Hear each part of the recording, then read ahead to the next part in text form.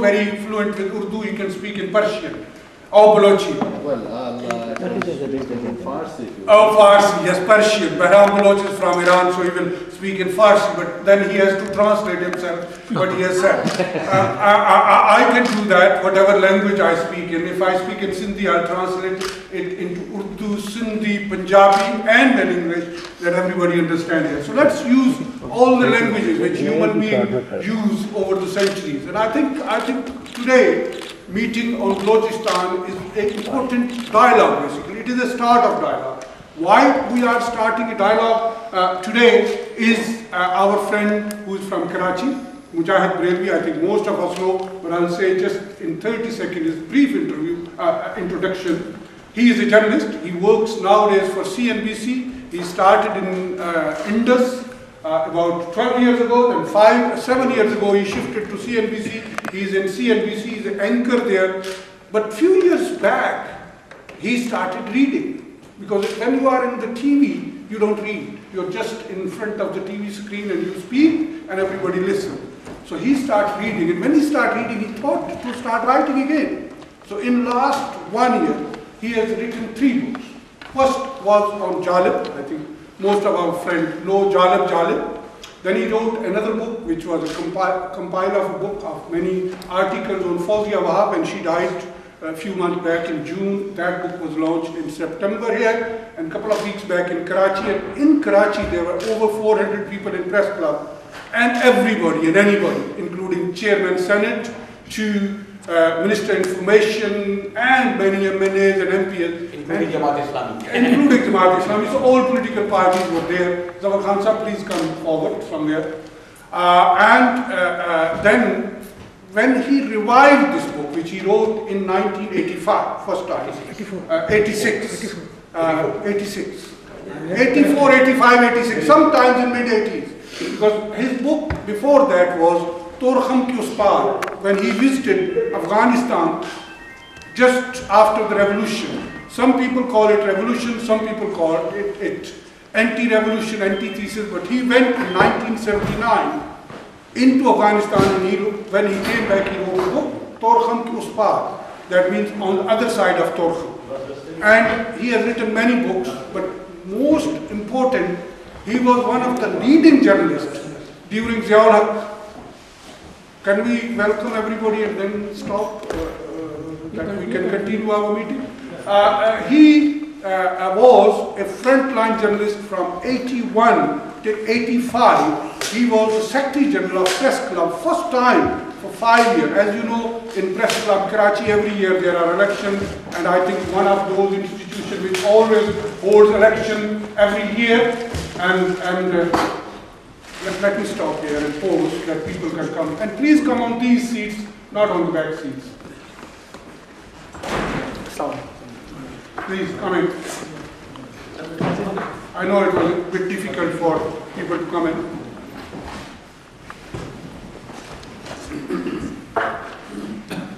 And he was on the front line, and it was first time in Karachi Press Club that the President Abdul Hamid Chapra remained the President and Mujahid Brelvi was the Secretary. And he has learned a lot from other friends and journalists in Pakistan. So today we have discussion on this book. Can I now start and ask people to switch off your phones? I have done it, Lard Saab has done it. I think the most important person in this room is either Mujahid Brelvi or Lard Saab, and they have both switched off. So if you don't mind, either switch off or put it on silent. We will be discussing today, and it is a round table. Everybody and anybody will be allowed to speak. Everybody and anybody, but it will be brief because we have to vacate this room, and that is the room before 8 o'clock. So let me start with the first speaker, and I'll start today. Usually I start from the left. Today I will start from the right. We have Professor Amin Mughal, who has written a lot on Balochistan.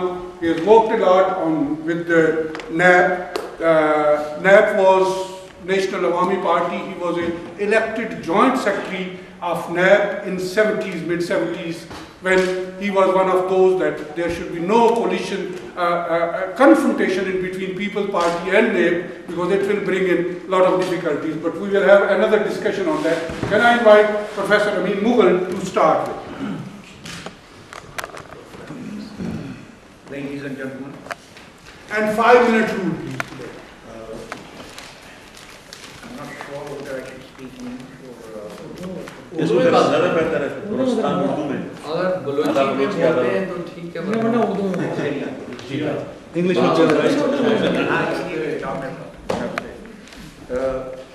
خواتین و حضرات، یہ مجاہد بریلوی بہت پرانے پاپی ہیں کہ میرے خیال میں پاکستان میں بلوچستان اور افغانستان پر لکھی جانے والی اردو کی کتابوں میں شاید پہلے آتے ہیں.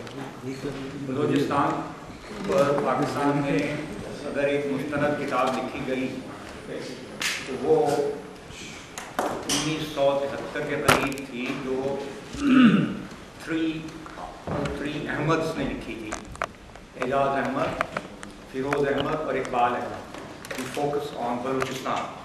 اور اس کا مقصد نیشنل عوامی پارٹی کی حکومتوں کو تنگ کرنا تھا. لیکن اس کے باوجود وہ کتاب پہلی اردو میں کتاب تھی جس میں ایک مستند انداز سے بلوچستان کے بارے میں ڈیٹا دیا گیا.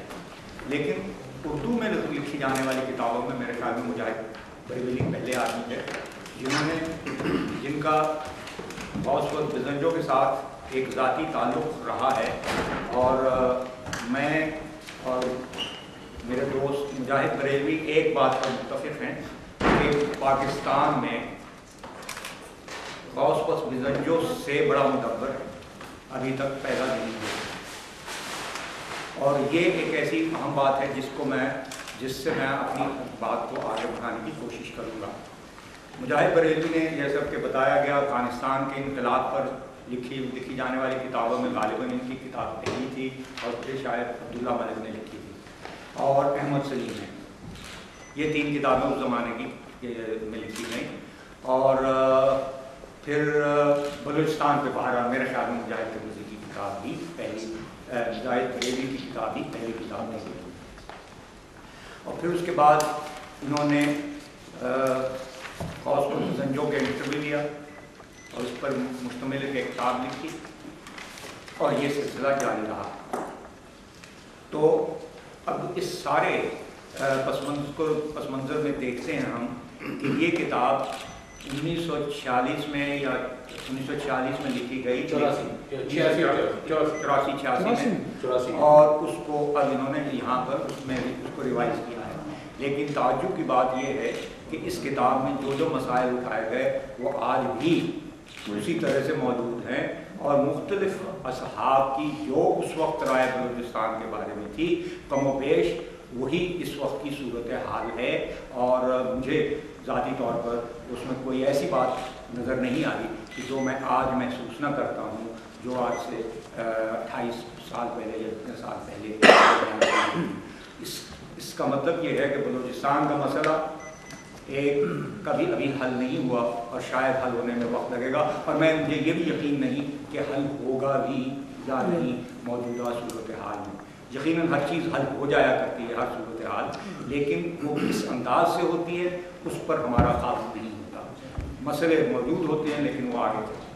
اب دیکھیے یہاں پر بلوچستان کا جہاں تک تعلق ہے تو بلوچستان کا مسئلہ کئی لحاظ سے پاکستان کے کسی بھی علاقے کے مسائل سے بالکل مختلف اور بہت زیادہ پیچیدہ ہے، کیونکہ یہ شاید وہ خطہ ہے جس میں کہ مختلف قسم کے عوامل کار فرما ہیں جو دوسرے صوبوں میں نہیں پائے جاتے. مثلاً قبائلی نظام.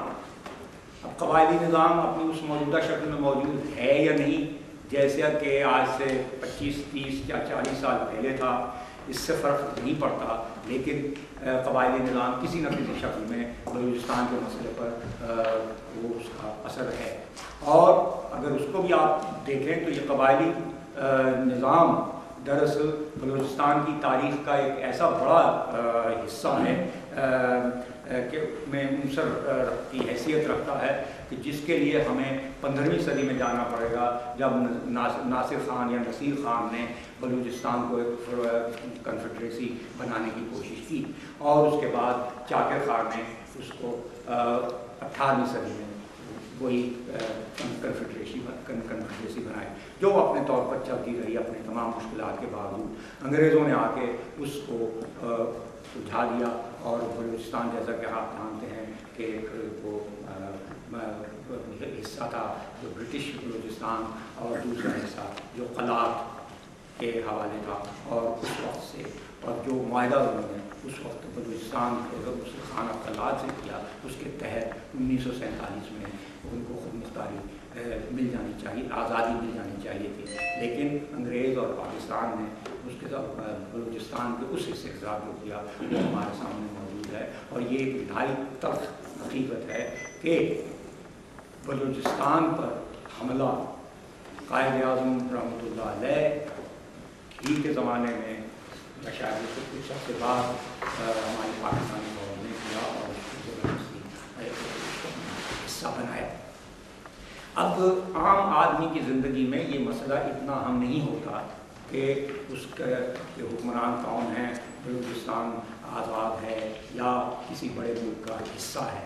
دراصل اس کے نتائج اہمیت رکھتے ہیں، اور وہ نتائج یہ تھے کہ بلوچستان کو پہلے تو اس کو اس کا وہ تھا اس کے تحت پاکستان کی حکومت کے تحت براہ راست، اور پھر صوبے کا اس کو جو صوبے کا وہ مفاد نہیں دیا گیا۔ لیکن ہوتا یہ ہے کہ جب تک خود مختاری کی تحریک اس وقت پڑتی ہے جب کوئی ایک خاص طبقہ یعنی مڈل کلاس معرض وجود میں آتا ہے، اور اس کے ارکان اپنے لیے ملازمتیں تلاش کرنے کی کوشش کرتے ہیں، اور اس کے ساتھ ان ملازمتوں کے ساتھ پھر ظاہر ہے کہ طاقت اور اقتدار کا مسئلہ بھی آتا ہے۔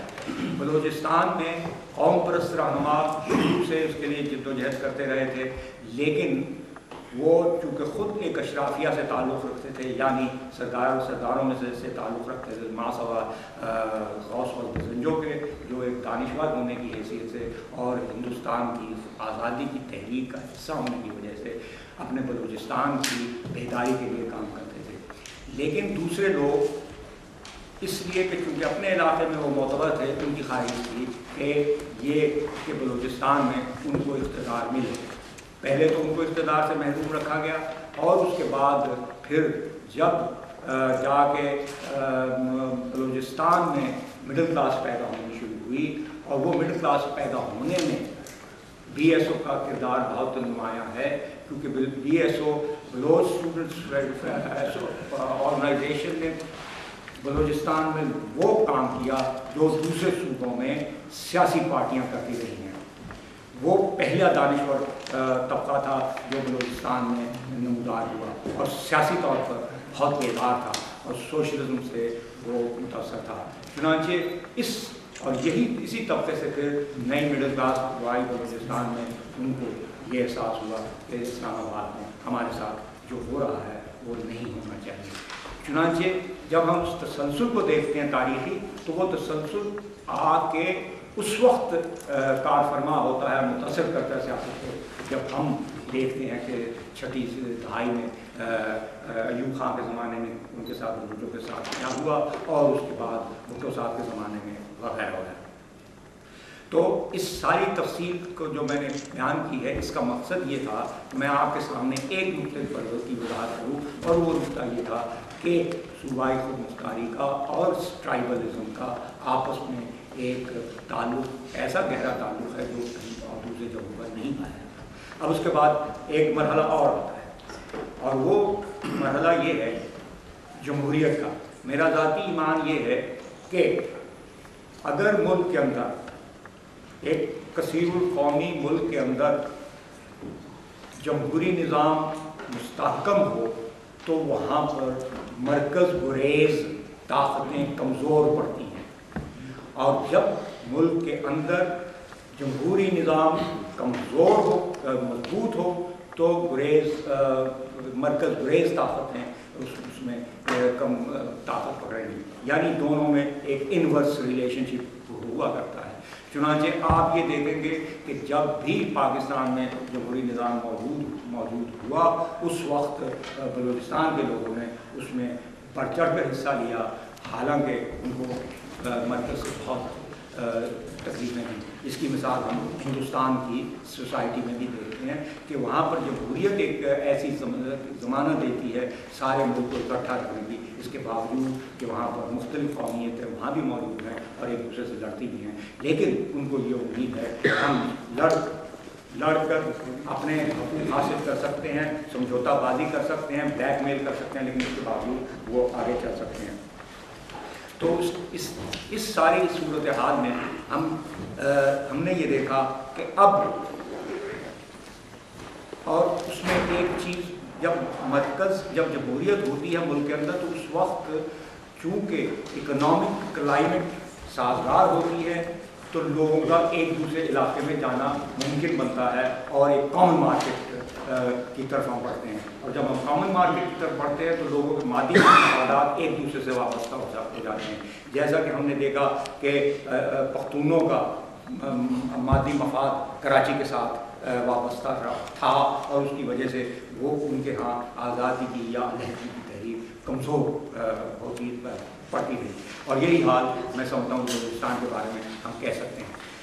اب یہ کہنے کے بعد میں ایک نقطے کی طرف اشارہ کرنا چاہتا ہوں جس کی طرف اس کتاب میں مجاہد بریلوی نے ان کے میر غوث بخت بزنجو کے ایک انٹرویو کے حوالے سے اس کا ذکر کیا ہے، اور وہ یہ ہے کہ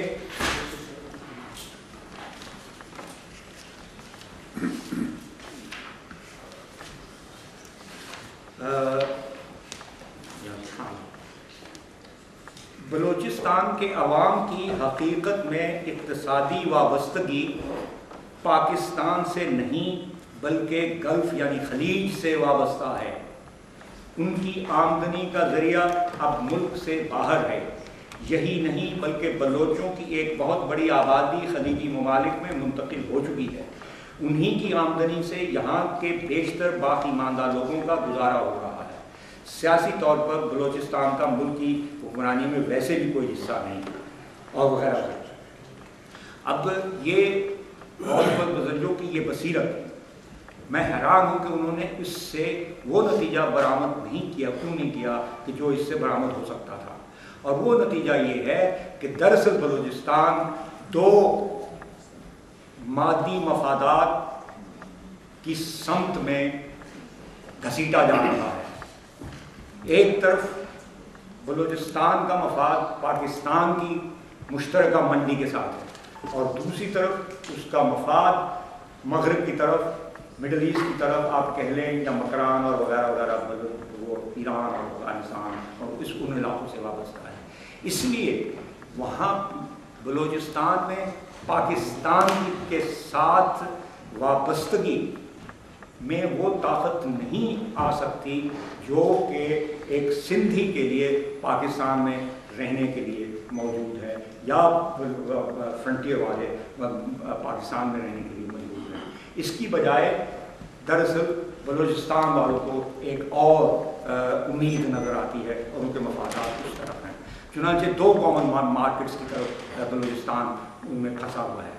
اور اگر اس میں آپ اس میں اضافہ کر لیں جیو پولیٹیکل سچویشن کا، تو اس جیو پولیٹیکل سچویشن کی وجہ سے بلوچستان، ایران، افغانستان، چین، روس اور وغیرہ یہ سب کے سب ایک دوسرے کے ساتھ منسلک ہیں۔ چنانچہ ایک طرف بلوچستان، یعنی بلوچستان میرے خیال میں پاکستان کا ہی نہیں بلکہ اس علاقے کا سب سے زیادہ حساس علاقہ ہے، اور یہی وجہ ہے کہ امریکیوں نے جب نیب کی حکومت وہاں قائم ہوئی تو اس کو ایران کے کہنے پر اس کو دبانے کی کوشش کی، اور دوسرے اس میں مختلف مسائل ہیں۔ ان سب کو دیکھتے ہوئے میرا یہ خیال ہے کہ इसमें एक चीज़ और जिसकी तरफ मैं इशारा करना चाहता हूँ वो ये है, वो मेरे भाई बाबर अयाज ने उसकी तरफ इशारा किया है, और वो उनका ये कहना है कि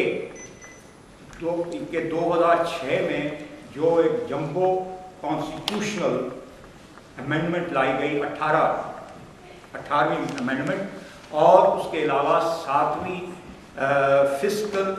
नेशनल फिस्कल एसोसिएशन अवार्ड, इन दो की वजह से सूबों को ज़्यादा से ज़्यादा खुद मुख्तारी हासिल हुई है, और इसलिए अगर हालात साजगार हों तो बलूचिस्तान में अलहदगी की तहरीक को कमज़ोर किया जा सकता है, लेकिन उसके लिए ज़रूरी है कि पहले वहाँ पर पाकिस्तान के अंदर जमहूरी निज़ाम पूरी तरह से कायम और मुस्तहकम हो, ताकि सूबे छीना झपटी करके एक दूसरे से हासिल कर सकें मफादात और इक़्तिसादी वसाइल पर कब्ज़ा पा लें। और आप ये याद रखिए कि जब मैं इक़्तिसादी वसाइल की बात करता हूँ तो बलूचिस्तान मादनियात के लिहाज से, गैस के लिहाज से सबसे ज़्यादा मालदार इलाका है, और वो सिर्फ अपने आप को ही मालामाल नहीं कर सकता, वो पूरे पाकिस्तान को मालामाल कर सकता है, बशर्ते कि उनको उनके इख्तियारात मिलें। इसलिए अब मसला यहाँ पर होता है कि क्या पाकिस्तान में ये इंतखाबात अगर होते हैं, जैसा कि मुझे उम्मीद है होते हैं, और इन मफादात की इन इंतखाबात के बाद वहाँ पर एक सेकुलर निस्बतन तरक्की पसंद हुकूमत कायम होती है या हुकूमत का कोalition कायम होता है, तो उस सूरत में इस चीज़ का इम्कान मौजूद है कि सूबे अपने अपने वसाइल पर अपने कब्ज़ा हासिल कर सकें और अपने आप को वो वहाँ करें। लेकिन अगर ऐसा नहीं होता तो फिर पाकिस्तान के लिए खतरे का लम्हा ये है कि वो जियोपॉलिटिकल सिचुएशन में अमेरिका के और दूसरे ममालिक के मफादात के अंदर एक फुटबॉल की हैसियत से इख्तियार कर लें, और खुदा उस Thank you. I think Professor Amin Mughal can speak for hours on way forward of Balochistan, and we will listen to him. And I'm going to organize another meeting not very far away. I welcome Dave Anderson, who is the chairman of All Party Parliamentary Group on Third World Solidarity. This is his courtesy that we are sitting in this room along with Lord Nabil Ahmed, who is the vice chairman.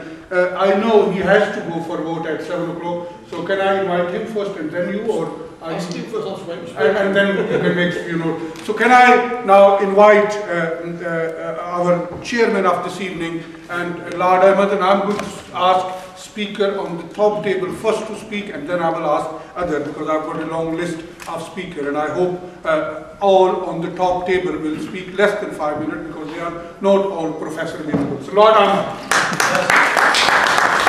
Bismillahirrahmanirrahim. Dave Anderson, Mujahid, Brainley Sab, everyone sitting on the top table, as well as friends, colleagues in this meeting.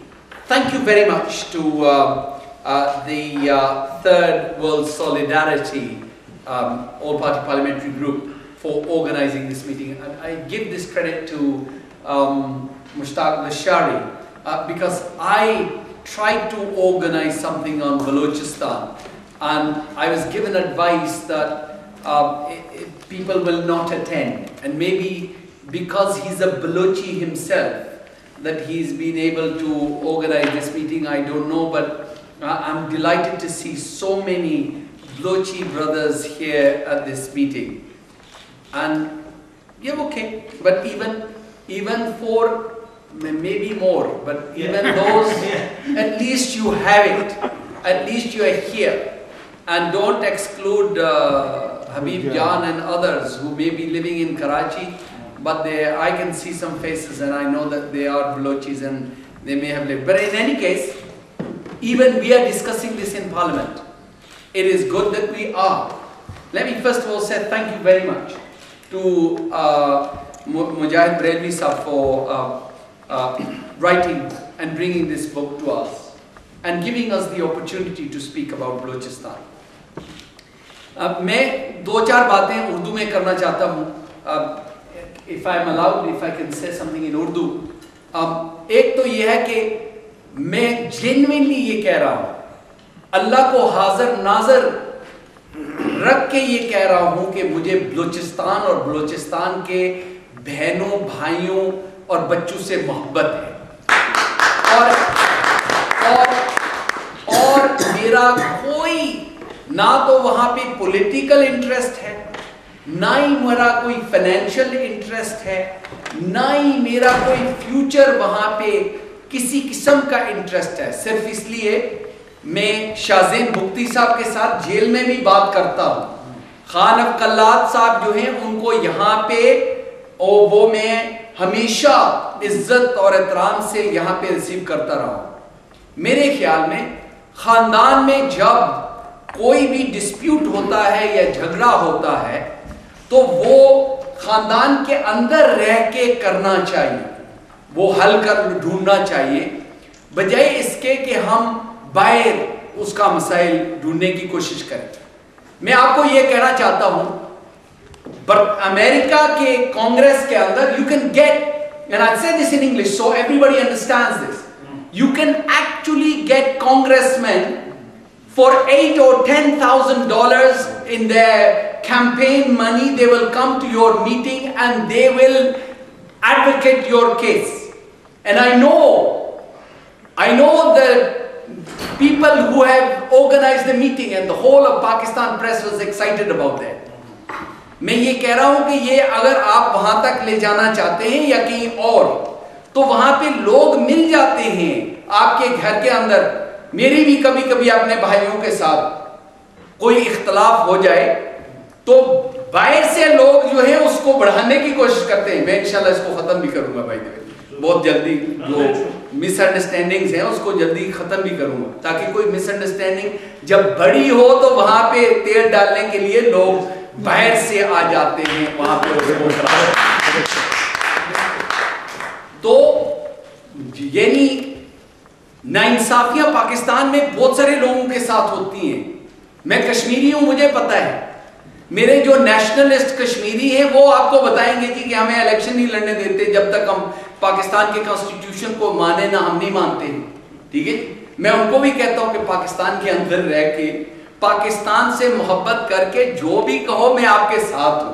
اور میں بلکہ ان لوگوں کے ساتھ stand لے کے جو اسلام آباد کے لوگ ہیں، پروونشل اٹانومی، اس کے پاس پاور، ان کے پاس رائٹس، ان کے ویلتھ کا رائٹ، ان کے حرض. لیکن میں آپ کو بتاؤں وہاں پہ بڑے انٹرسٹ بھی ہیں، جو بڑے بڑے نواب ہیں، جو بڑے بڑے جو جاگیردار ہیں. جو میں I remember going to Balochistan میں، اور میں یہ کہہ سکتا ہوں یہاں پہ میرے بلوچی بھائی شاید نہ کہہ سکے، جب قحط آیا تھا آج سے 10 سال پہلے، میرا ریکارڈ دیکھ لیں الحمدللہ، یہاں برطانیہ سے بیرنیس سعیدہ بارسی صاحبہ کے والد صاحب اور ان کے ساتھ لوگ مل کے ہم نے ٹرک لوڈز اب سامان جو ہے وہ جا کے اپنے بہن بھائیوں کو تقسیم کیا تھا. اس لیے نہیں کہ 10 سال بعد میں کسی میٹنگ میں آؤں گا اور کہوں گا کہ میں بلوچستان سے محبت کرتا ہوں، اس لیے کہ میں جینوئنلی محبت کرتا ہوں. اور اس کے بعد ابھی جب فلڈز آئے تو میں وہاں پہ ہمارے فارمر پرائم منسٹر صاحب بلوچستان سے جمالی صاحب، جن کی میں بے حد میں عزت کرتا ہوں اور جینوئن عزت دل سے کرتا ہوں. وہ کیا فینٹاسٹک مین. میں ان کے گاؤں تک گیا ہوں، وہاں پہ گاؤں میں تو پانی تھا لیکن نیرسٹ جو جگہ ہے وہاں پہ جا کے اور وہاں پہ جو کچھ ہم سے برطانیہ کے لوگوں کی طرف سے جو کچھ ہم مدد دے سکتے تھے وہ میں اس لیے اپنے کریڈینشیل یہ بتانا چاہتا ہوں. And I am taking 2 minutes more. اس لیے بتانا چاہتا ہوں کہ کوئی بھی میرے نیشنلسٹ بھائی یہ نہ سمجھے کہ لارڈ نذیر کسی کی لابی کا شاید حصہ ہے. لارڈ نذیر پاکستان سے محبت کرتا ہے، پاکستان کے ہر علاقے لے کے لوگوں سے محبت کرتا ہے. اینڈ آئی جینوئنلی ہوپ کہ بھئی غصہ ہوتا ہے، غصہ ایکسپریس کرے. میں ایک بات یہ کہوں گا، غصہ ایکسپریس کرے ود ان پاکستان، لیکن کوئی بندہ اگر پاکستان کے کسی دشمن سے مدد لے کے پاکستان کے اندر وہ بات کرے تو وہ میں ایکسپٹ کرنے کے لیے تیار ہوں. آئی تھنک یہ ایسے ہی ہے کہ کسی خاندان میں اگر کوئی جھگڑا ہوتا ہے تو باہر جو ان کا دشمن ہے اس سے وہ مدد لے گا تو ان کے گھر والوں کو بھی تکلیف ہوتی ہے کہ بھئی آپ کو اگر کوئی پرابلم ہے تو گھر سے معاملہ لو. तो मैं समझता हूँ कि जो बलोची भाइयों के जो कंसर्न्स है वो राइट है। मैं ये दोबारा कहना चाहता हूँ और अख्तर मेंगल साहब ने बड़ी खूबसूरत बात की थी और मैं सुन के उसको रिपीट करता हूँ। अख्तर मेंगल साहब ने कहा कि मैं तो रेडी हूँ, हम रेडी हैं बात करने के लिए, लेकिन हमें कोई क्रेडिबल पार्टनर तो दे इस्लामाबाद में। झूठ बोलने वाले भी बहुत सारे हैं ना जी, वहां पे जो सामने केले बनानास सेब वगैरह की जो बातें होती हैं वहां पे, वो कहते हैं credible, and they are absolutely right. Credible हो जो अपनी जबान पे उनके हकूक की बात करे, एक नेशनल तरीके से उसको रिजॉल्व करे। I will be with you and I will support Balochi बहन भाई at all levels but with in Pakistan. Thank you very much. I know Subud Qadri Sahab has come and Subud Qadri will be invited very soon on the top table in a minute. Can I invite Dave Anderson, the chairman of All Party Parliamentary Group, to speak? I think Dave Anderson always says, and I hope he will say it again, he came from a very trade union background, he was a miner himself, he fought against Margaret Thatcher during that struggle, and he has always said that Third World Solidarity, I will work with you if, sir हम बना देते हैं, अब आपको तकलीफ की जरूरत नहीं, आप रखिए, मैं उनको बुलाऊंगा, फिक्र मत करिए। Thank you. He has always said that this parliament is not a parliament of lords or MPs, but it is the people's parliament. The people are the owner of this parliament, and we are only tenant for a limited period when you put us here. So can I invite, and he has always said it, that Third World Solidarity should be an open debating platform where you invite everybody, even if we disagree with them. We have not yet invited any extremists, but who knows, one day we also invite them to speak. So Dave Anderson, the chairman of All Party Parliamentary Group. Good evening everyone. He hasn't left us very much to say, has he? I'm going to apologise first for being late. I was coming down from the north-east of England today. It took 6 hours to get here when it normally gets 3 hours. It's peculiar because I remember as a young man seeing floods in the part of the world where you come from, and now we're seeing things almost as disruptive in this part of the world. It really makes you realise that there are more important and powerful things in the world than humankind. So, and it does really make it stop and take stock. I'm really was looking forward to coming early at night. This is not a part of the world I have a lot of knowledge about. So I was wanting to hear what had been said. We'll have to get the transcript and also the translation so I can find exactly what's going on. But listening to the little bit that I have heard and picking up from some of the briefs I've read, it reminds me very, very much of the work I've done in Iraqi Kurdistan, in that you've got a group of people there who are part of the federal structure, and when I've gone there, I've spoken to people there about their desire for independence. But they're surrounded on one side by Iran, the part of Iraq, Syria to the east, Turkey to the north. And the first time I went there, the guy said to me, we'd like to be independent, but we live in a very, very tough neighbourhood. I think to some extent, yourselves are in a similar position. You've got the country that you're part of, the bigger federation within Pakistan, Iran to one side, Afghanistan to the other. Not a very comfortable place to be in. So I'm clear that we have a duty to try and help the people of Pakistan in general, but yourselves in particular, to try and see if there's things we can do to help you to, if not necessarily seek whether it's independence or a different federal structure within the country of Pakistan, at least help you to have some more autonomy. And certainly within that, I'd be quite sure that what we were pushing for is to see some improvement in human rights, to see improvements in the way the militaries behave, and certainly in terms of things like disappearance, enforced disappearances, in terms of torture of innocent people. To me, that is not the way the people in what should be a modern country behave. And it's also clear that we as a nation and other nations across the world, the Americans, the Chinese, the other people who are in your country, exploiting the mineral wealth, exploiting the riches that your country has, have a duty and a responsibility to also say what we see in this group, But if you're going to go and trade with people, you also should recognise and not ignore any violation of their human rights. You've got a duty to say to the people you trade with and their governments that this is not acceptable. We've seen in the past, in particular in the war between Iraq and Iran, where the superpowers were quite content to sit back and turn a blind eye while Saddam was wiping out 180,000 Kurds in the north, and while the Marsh Arabs were being killed in the south, and while 1 million young Iranians and young Iraqis were being killed. We were supplying both sides with arms, as were lots of other so-called developed nations. It was an abuse. It was us delegating a war away from us to people who were being used as pawns in a bigger power struggle around the world. It was about tying up the Ayatollah, and in doing that, turning a blind eye to the atrocities that were being committed on both sides of the border. That isn't the way for us to behave, and it's not the way for major countries on the earth to behave. We have a very, very clear position in Third World Solidarity. That is, we provide a platform for people, as Mushtaq said. We don't necessarily have to agree with you, but that's the whole point of democracy. Sometimes you don't agree with the people who win elections. I certainly don't agree with many of the things that's happening in this country at this moment in time, because the people who won the election, or almost won the election 2 years ago, are doing things that I think are detrimental to the people that I represent and my country. But I have to live with the reality that the democratic choice was that. But we need to have a situation where if we can work with yourselves and work with other people, we will be a vehicle to help you to achieve what you want to do. So thank you very much for being here tonight. As Mushtaq said, this is your house, it's not mine. We won't pay the rent you do, and with the storm laws we won't be yourselves have discussions like this. Thank you very much.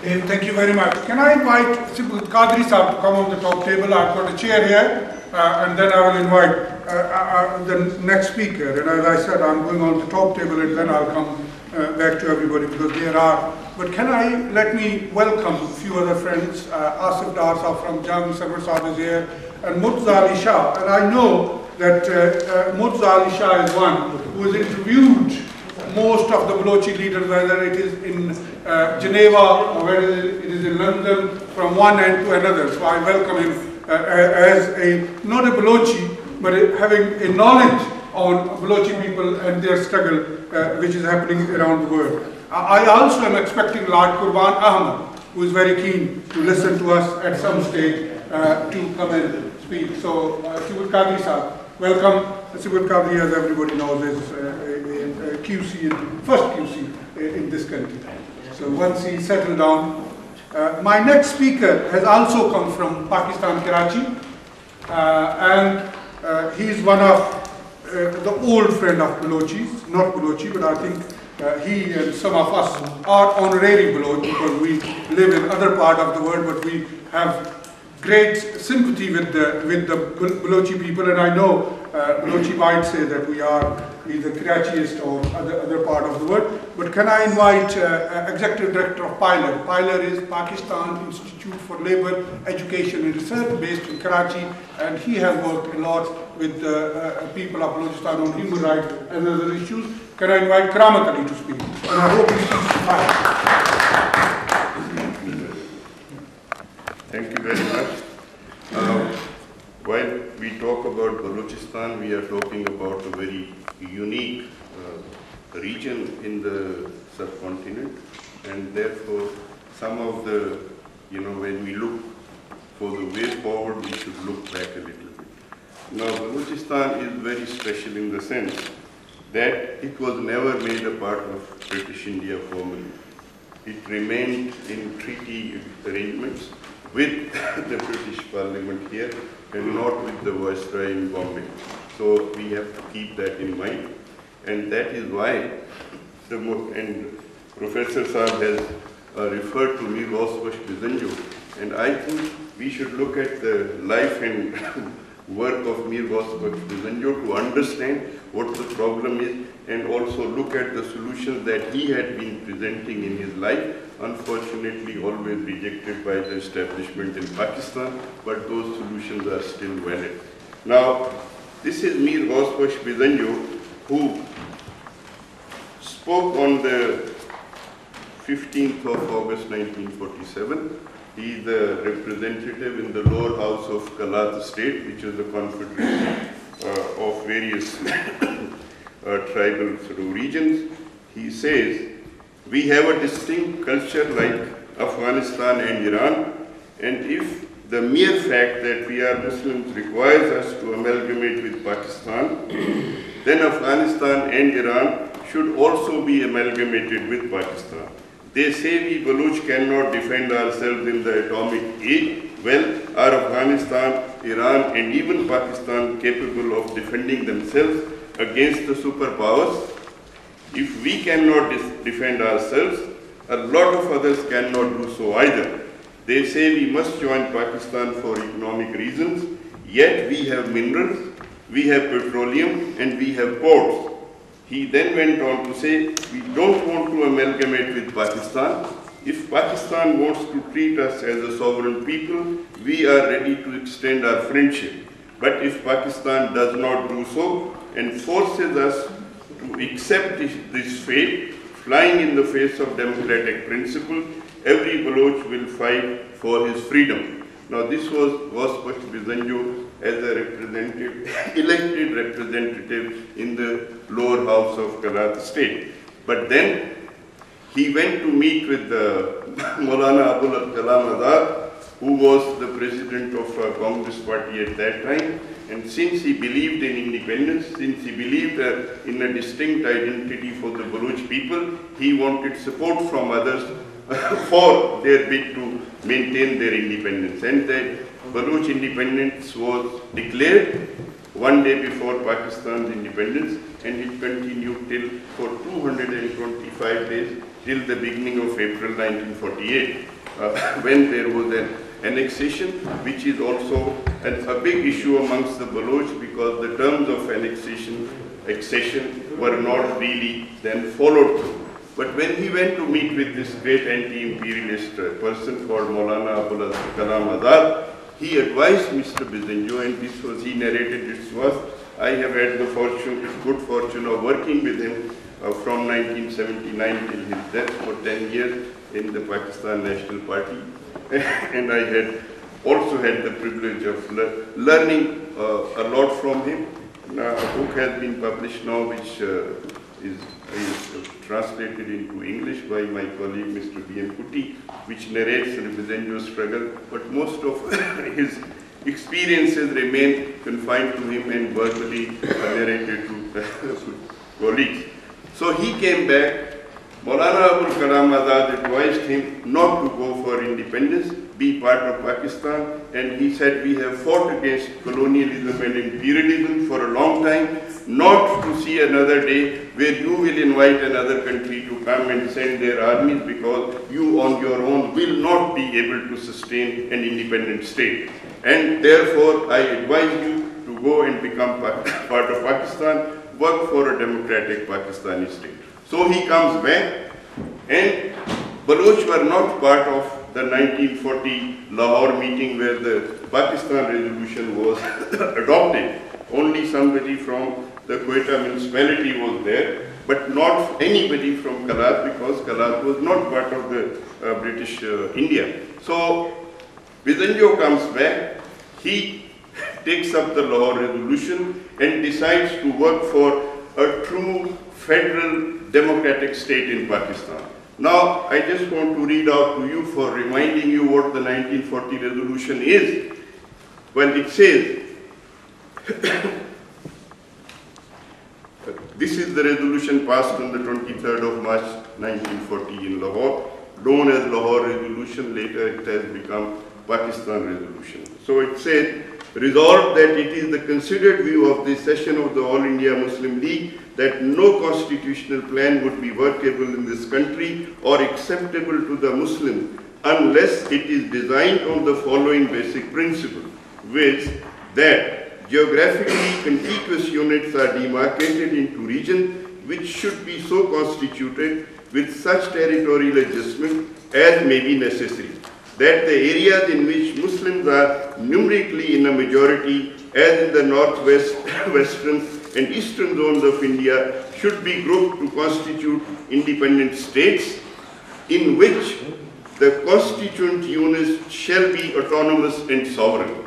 Now, whether in the end you got one state, the fact was that within that state there were constituent units and they had to be sovereign and autonomous. Now, Bijanjo Sahab's interpretation of sovereign and autonomous was that when we become part of a federation, we are part of that country, so we are not sovereign country. But we must have sovereignty over our resources, we must have sovereignty in the sense of preserving our language, our culture, our identity, and we should be autonomous politically within a federal structure, where only the most necessary subjects should be allocated to the center and the rest should remain with the provinces, and that is how you will form eventually one nation in Pakistan. So, Bijanjo Sahab died in 1989.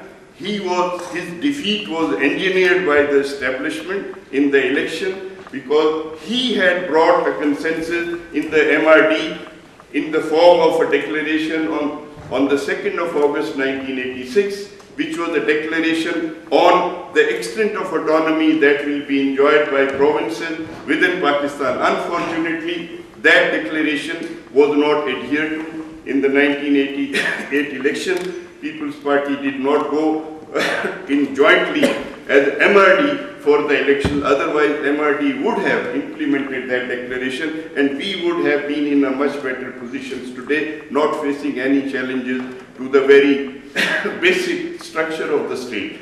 Well, I would like to conclude on the note that the Balochistan problem is a democratic problem, it is a political problem, it has to be resolved politically. People have to understand you cannot deal with the region which is 45% of Pakistan's territory with only 5% of population and you only give them 5% seats in the National Assembly.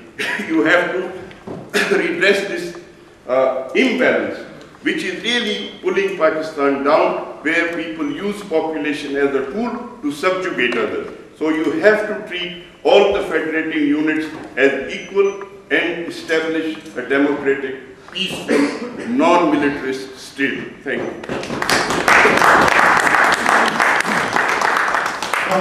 Thank you very much for your very enlightening speech. Can I invite Barrister Sibghat Qadri QC to speak on this?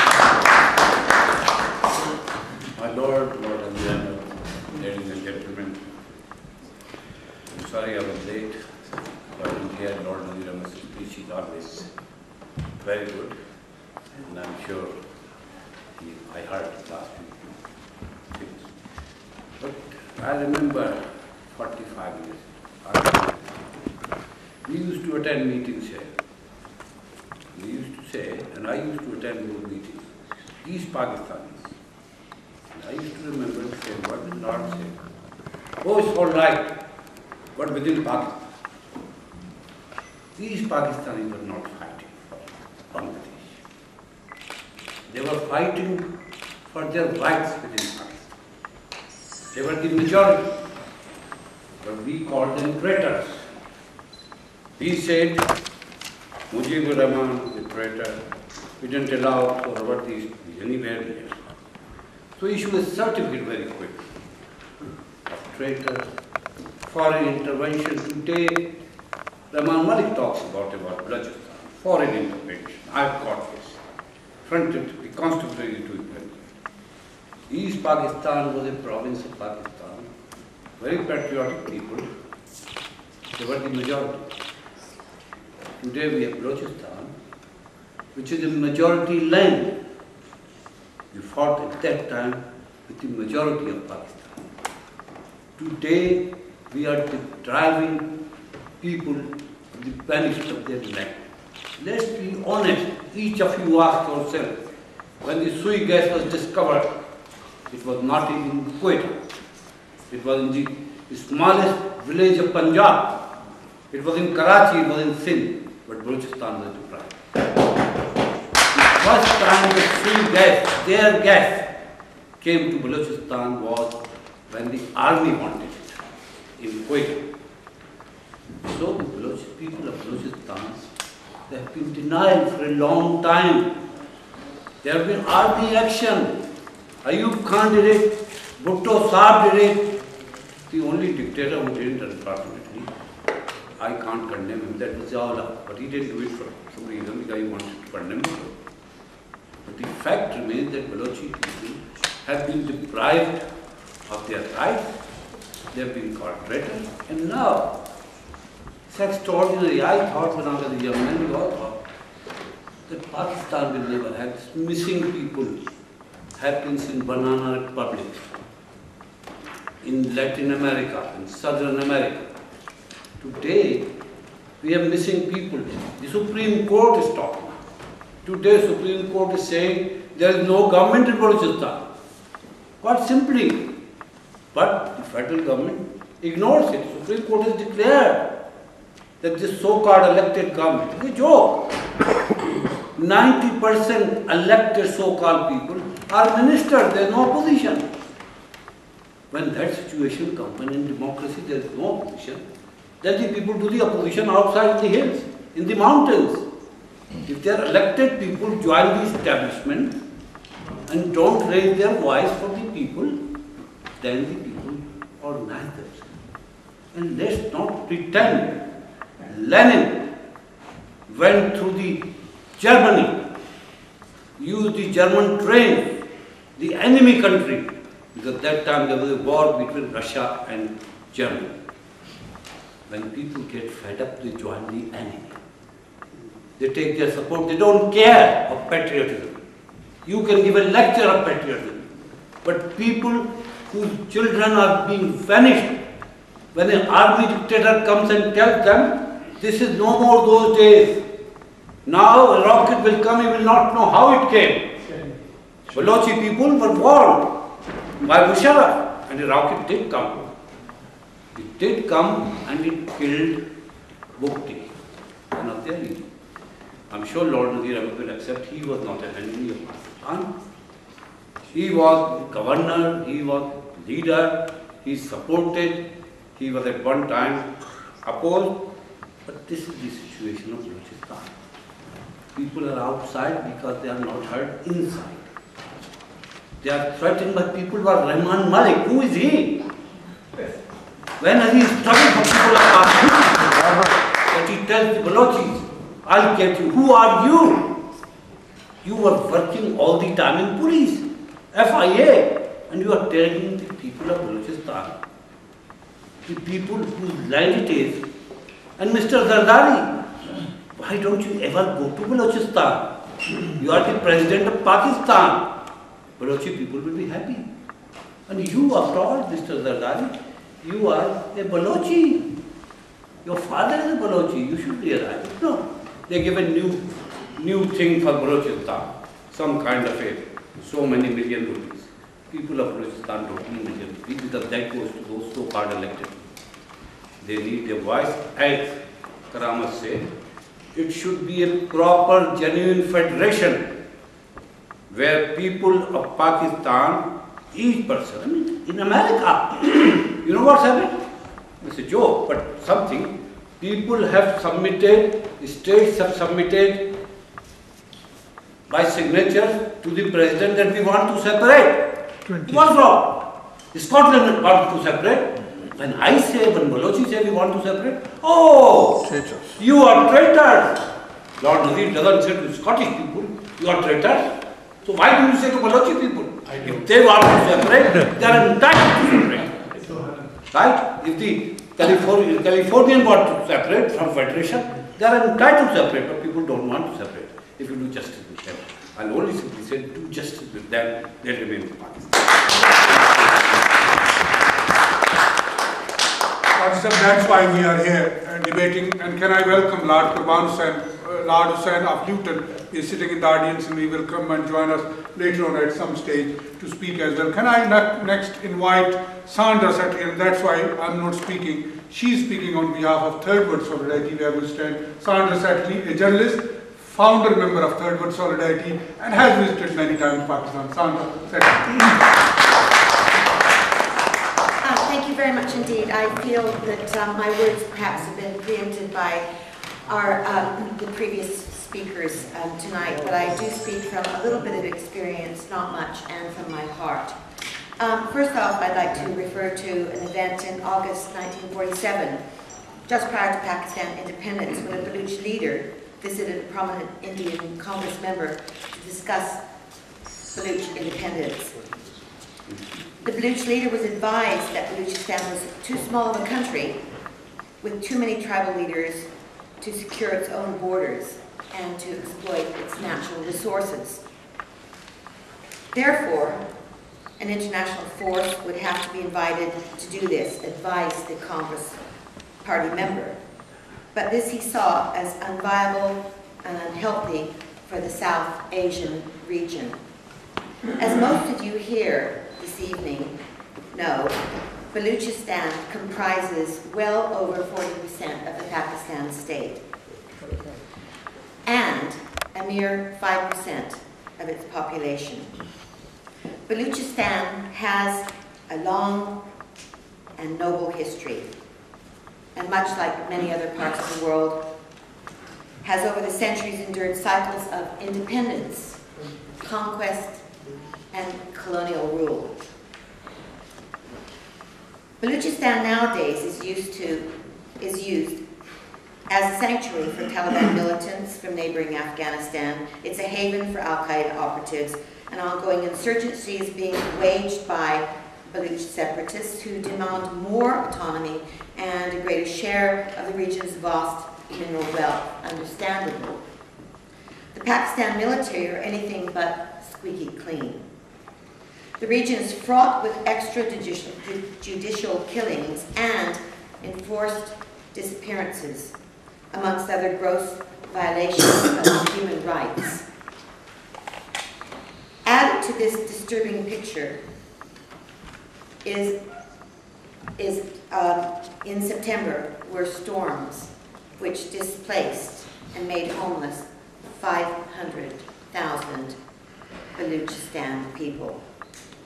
On a more personal level, my first face-to-face encounter with the issue of Baluch nationalism was with the Third World Solidarity delegation to Pakistan to look into human rights abuses in 1999 for Amnesty International and at the behest of the PPP chair, Benazir Bhutto. This took place days after General Musharraf's coup d'etat. It was in Karachi where we met Lala Karim and a number of other Baluch leaders. I was struck at the time by their passionate nationalism, their fervor. Although we were invited by Lala Karim to visit Quetta, our already full schedule precluded our doing so. On subsequent visits to Pakistan, I met the Baluchistan National Party Secretary General, Shakir Baluch, and the president of PPP Baluchistan, Sadiq Urmani. Wind forward to 2006, when I chaired a Third World Solidarity meeting in London on the subject of, and I quote, the nationalist question in Pakistan, unquote, where we featured one speaker from Sindh, the Sindh nation, another from the Pashtun KPK, and a third from Baluchistan, Senator Sana Baluch. As I said, I chaired this meeting, but a verbal disruption by infiltrators who were absolutely determined to end the meeting as soon as they could, possibly. But I soldiered on. I was a bit like Betty Boothroyd in saying order, order, culminated in a pelting of the podium with rotten eggs, which missed those of us at the podium, fortunately, and no one was injured. Human rights violations by tribal leaders and the state are rife in today's Baluchistan, well documented everywhere au fait with this issue. One gross and inhumane violation at the tribal level, in conclusion, that I wrote about in 2008 in my capacity as a journalist for The Guardian, concerned the burying alive of 5 young Baluchistan girls. With few exceptions, this most abhorrent crime outraged the Pakistani people. 2 of these exceptions, and this is shocking for me on a very personal level, were Senators Israela Zahir and Jan Muhammad Jamali, who stood up in the Senate, the Pakistani Senate in Islamabad, and they said this was okay and attempted to justify the murders as, and I quote, Baluch tradition, end of quote. Very finally, the poor and marginalized of Baluchistan, particularly women, and I know that there were 4 of us here and now 2, are adversely affected by tradition and traditional culture.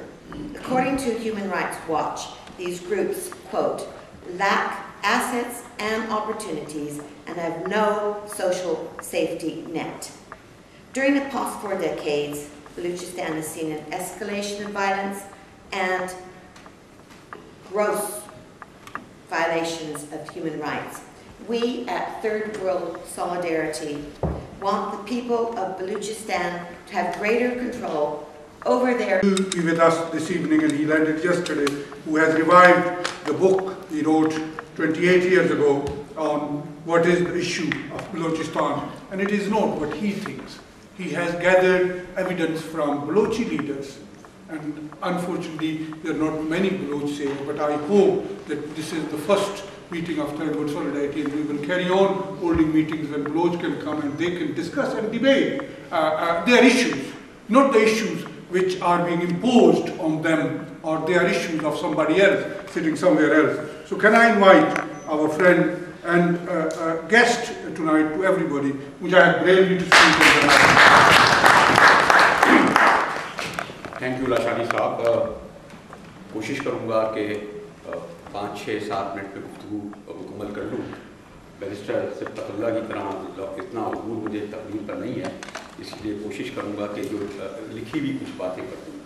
खासतौर पर David आपका, Sandra, Lord Ravi साहब ऊपर से आए, और doctor मान मौजूद हैं। फिर यहाँ मैं अपने दरमियान कुछ ऐसे लोगों को देखना हूँ, सरवर तो सहाफ़त के हैं, बाकी लोगों के नाम ले हुआ कुछ रह जाएंगे। अमली सियासत में लाने वाले कहीं दूर मेरे तालिब इल्म में अभी तक काजी साहब तशरीफ़ फरमा हैं, तो उनको देख के मुझे हो रही है, मैंने कहा ना अकरम और बहुत सारे, तो मुझे इस बात का मौका मिला कि एक स्टूडेंट की हैसियत से लिटरेचर के पॉलिटिक्स के बलूचिस्तान को कोई 1970 से देख रहा हूँ, और जब अब उसका जिक्र करना ज़रूरी नहीं कि जो उस वक्त मुसल्लह जदोजहद हो रही थी, उसमें जो लीफलेट पैम्फलेट निकलते थे साइकिल स्टाइल, उसको हम लिखना तो आता नहीं था, बांटने में ज़रूर कुछ करते थे काम। और फिर रावलपिंडी, लेकिन जब अमली सहाफ़त का आगाज़ किया तो रावलपिंडी साजिश केस जो 6 दरवाज़ों के अंदर चलता था, वहाँ मुझे जाने का इत्तेफाक हुआ, और वहीं सबसे पहले मैंने बिजंजो साहब को 1976 में हैदराबाद जेल में इंटरव्यू किया, और वो हमारा रिसाला जो था मेयार वो पीपल्स पार्टी का समझा जाता था, और काफ़ी लोगों ने कहा, लेकिन मीर साहब ने उस वक्त ये कहा कि ये इंटरव्यू मुजाहिद को दिया है, और जो मैंने कोर्ट में बयान दिया है वो लफ्ज़ लफ्ज़ छपा। ये भुट्टो साहब के दौर में 1976 की बात बता रहा हूँ। और फिर कोशिश की एक छोटी सी, लिखता नहीं हूँ, किताब बनाई 1984 में, जिसमें मीर गौहर बिरंजो और अताउल्लाह खां मैंगल और अहमद नवाज बुख्ती, उन लोगों के इंटरव्यूज़ करके एक किताब बना दी, बलूचिस्तान मसला क्या है, 28 ईयर्स बैक। फिर एक और किताब मीर साहब के इंटरव्यूज़ पे बनाई जो 86 में आई, और गवादर में तकरीब हुई, मीर साहब क्योंकि जमहूरियत के कारवां के थे, जमहूरियत का सफ़र। और फिर इस दौरान क्योंकि थोड़ा सा जब पता चला इस सब में तो मशगूल रहे, पता चला बच्चे बड़े हो गए, अब क्या करा जाए, तो फिर कुछ नौकरी में लग गए, कुछ किस्मती से कुछ टेलीविज़न में आवाज़ लगानी ऐसी की कि वो 10-11 साल उसमें गुजर गए। लेकिन अब ख्याल ये होता है कि जो टेलीविज़न पर हो रहा है उसमें कोई लिखने पढ़ने का काम नहीं रहा, तो दोबारा کتابیں اٹھائیں اور ایک کتاب بنائی فسانہ رقم کریں 2 سال پہلے کچھ اپنے دوستوں کے بارے میں کہ شاعر عوام حبیب جالب کے ساتھ کوئی 15 سال رہا، ان کا قرض اتارا جالب کر کے. پھر ایک بار ایک ہماری دوست تھی ساتھی تھیں بھلے باٹی ان کے اندونات موت پر اور یہ وہاں پر ایک کتاب بنائی. اور یہ جیسے میں نے کہا کہ ورڈ پھاڑا ہے. اب یہ بڑا مشکل ہے میرے لیے کہ یہاں پر جتنے میرے پروفیسر امین مغل جیسے استاد بیٹھے ہوں اور میں نے کہا کاظمی صاحب اور لارڈ صاحب کہ میں کوئی عالمانہ پارلمانہ انداز میں گفتگو کروں. ہمیشہ اس وقت آواز ذرا جھجکنے لگتی ہے. تو میں نے یہ سوچا کہ ایک بہت ہی کنٹروورشل شخصیت تھے، تو اس میں سے چند صفحات میں نواب اکبر خان بھٹی کے بارے میں پڑھ دیتا ہوں جو شاید دلچسپی کا باعث ہوں، اور ایک آدھ پیراگراف سردار اختر مینگل نے 6 نکات کیے ہیں. تو میں یہی کہتا ہوں کہ کچھ لوگ جب ہم تحریر میں بات کرتے ہیں تو وہ زبانی لڑنے لگتے ہیں. تو ہمارے وہ جالب صاحب کہتے ہیں کہ شعر کا جواب شعر سے دو. تو اگر اس تحریر میں میں نے کچھ لکھا ہے کتاب پہنچے تو اس کا جواب اسی سے دیا جائے، نہ کہ لیبل لگا دیا جاتا ہے بڑی آسانی سے کہ اس نے لکھوا دی اس نے کروا دی اس کے ایجنٹ. میرے خیال میں 3 دہائیاں گزری ہیں. اگر بیرسٹر اور مغل صاحب موجود ہیں کرامت وغیرہ یہ سروے دیں گے، نہ میں کسی کے لیے لکھتا ہوں نہ کہ کوئی مجھ سے لکھوا سکتا ہے جو کچھ بھی خیالات ہیں میرے. تو ذرا بھٹی صاحب کی شخصیت کے بارے میں یہ اور ایک لکھا. یہ حقیقت ہے کہ بلوچستان کی طول طویل خونریز تاریخ میں ٹرننگ پوائنٹ 26 اگست 2006 ہی کو آیا جب نواب اکبر خان بھٹی کی پراسرار ہلاکت جسے بلوچستان میں شہادت کہا جاتا ہے انہیں سارے بلوچستان کا ہیرو بنا دیا. اس بارے میں قطعی دو رائے نہیں، اور یہ بات میں بلوچستان پر اپنے محدود علم کے باوجود دعوے سے کہہ سکتا ہوں کہ نواب اکبر خان بھٹی اپنی 6 دہائیوں پر محیط سیاست میں ہمیشہ متنازع رہے. ان کے مخالفوں کی تعداد ہمیشہ ان کے حامیوں سے زیادہ رہی. اکبر خان بھٹی کو اس بات کا احساس تھا کہ 60, 70 اور 80 کی دہائی میں بلوچستان کے 3 بڑوں یعنی بزنجو، مینگل اور مری کی طرح انہیں قدر و منزلت نہیں مل سکی. مگر یہ بھی اپنی جگہ حقیقت ہے کہ عطا اللہ مینگل اور نواب خیر بخش مری کی گوشہ نشینی نے انہیں ضرور 90 کی دہائی کے آتے آتے بلوچستان کی سیاست میں سب سے اونچے منصب پر فائز کر دیا. اگر اکتوبر 99 میں میاں نواز شریف کی حکومت کا تختہ الٹ کر جنرل پرویز مشرف کی فوجی حکومت نہ آتی تو شاید بلوچستان کا مسئلہ اس سنگین نہج پر نہیں آتا، کیونکہ بہرحال مشرف کے مقابلے میں میاں نواز شریف اس انتہائی حد تک نہ جاتے. میاں صاحب کی دونوں حکومتوں کے دوران بلوچ قوم پرستوں سے مسلم لیگ نون کے تعلقات اگر بہت مفاہمانہ نہ تھے تو بہت مخالفانہ بھی نہ تھے. سن 1998 میں جب میاں صاحب ایٹمی دھماکہ کرنے کوئٹہ سے چاغی گئے تو ان کی گاڑی کا ڈرائیو کرنے والا کوئی اور نہیں بلکہ اس وقت کے وزیر اعلیٰ اور آج کے جلا وطن سردار اختر مینگل تھے. مشرف کی مسلم لیگ نون اور پیپلز پارٹی سے جو مخاصمت تھی وہ سمجھ میں آتی ہے، مگر بلوچستان کا معاملہ دوسرا تھا. جنرل پرویز مشرف بآسانی ضیاءالحق کی طرح مسالانہ پالیسی اختیار کرتے ہوئے بلوچ قوم پرستوں کا دل جیت سکتے تھے کہ تاریخی طور پر بلوچ سرداروں اور نوابوں کا ایک بڑا مسئلہ ان کی انانیت تھی اور ہے. جنرل پرویز مشرف اور ان کے فوجی رفقا کو یہ علم نہ تھا کہ وہ جوالیوں کی بے ساکیوں پر پنجاب کی طرح مسلم لیگ کاف کی حکومت بنانے کے باوجود اسے نہیں چلا سکیں گے.